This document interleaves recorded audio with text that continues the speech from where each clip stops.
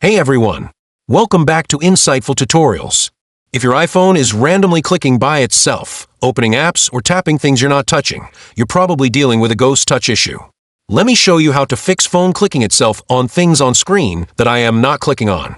Open Settings on your iPhone. Scroll down and tap on General. Scroll to the bottom and tap Transfer or Reset iPhone. Tap on Reset, then choose Reset All Settings. This won't delete any photos or apps, but it will reset things like your Wi-Fi settings and preferences. If the issue is caused by a software glitch, this step can often fix it. Just press and hold the side button and either volume button together, then slide to power off.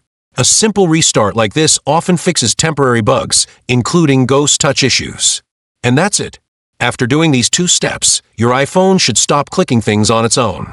If this video helped, don't forget to like and subscribe to Insightful Tutorials for more useful videos. Thanks for watching, and I'll see you in the next one.